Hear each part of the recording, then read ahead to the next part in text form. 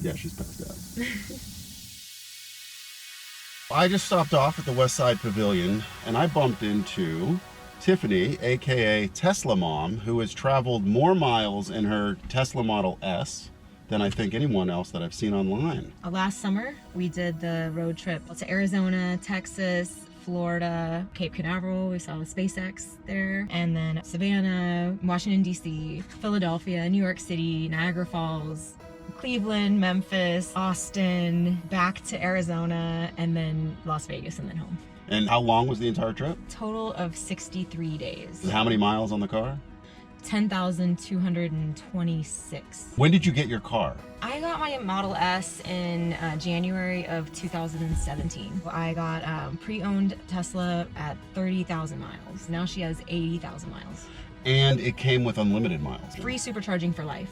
For life? For life. The only thing that's not free though is idle fees, which I've learned the hard way. It adds up fast. I had to pay like $60 in idle fees the other day. It was crazy. Did you buy the car knowing you were going to take the trip, or was the car something that you had the car, you had unlimited miles, and you said, what the hell, let's go on a trip? Yeah, it was more like the second one. I had taken a road trip with a friend to Vegas in his Tesla. I got to drive his car and tried autopilot, and after being in a Tesla on a road trip for 10 hours, I got back into my car. I felt like I was driving a dinosaur. I'm about to take a 3-month-long journey around the entire country. What advice would you have for me?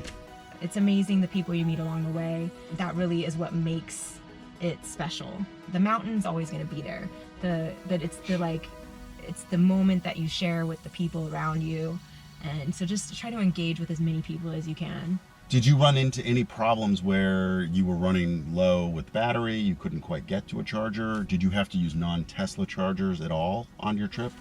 I didn't have to use non-Tesla chargers, but there was one that was down, which is really weird because I've never heard of a charger being down ever. Yeah. But in Gallup, New Mexico, the charger was down. Tried it, it didn't work, and I called them, and then they towed us to Albuquerque, which was 140 miles. Did the Tesla dash or the GPS tell you that it was down on your way there, or did you not know it was down until you got there? Yeah, that's a good question. Usually it would. Yeah. Usually it would say, it would have like a little, the lightning bolt would be there if it's working, and there would be like a cross through it if it's not. Okay. You've seen that before, right? I've actually not seen that, so that's good to know. Yeah. Did you ever get to a charge station where it was full and you had to wait?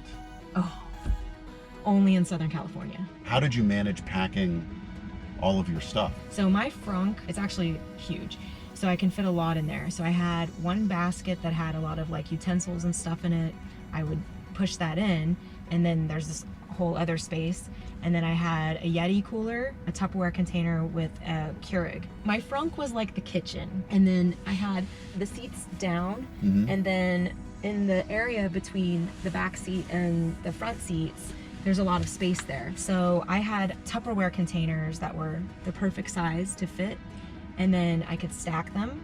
And I had 2 chairs that were like really comfortable, nice chairs for camping. A tent, I had a canopy, and that fit here, and then the tent fit right on top of that. When you lift up the lift gate, there's like a hidden storage compartment. I lift that up, and then that's the stuff I would keep, like tools, just other things that I wouldn't need to access all the time. What's next for TeslaMom? I have 3 articles so far in the Baltimore Post-Examiner, putting them together, and they are going to be this book.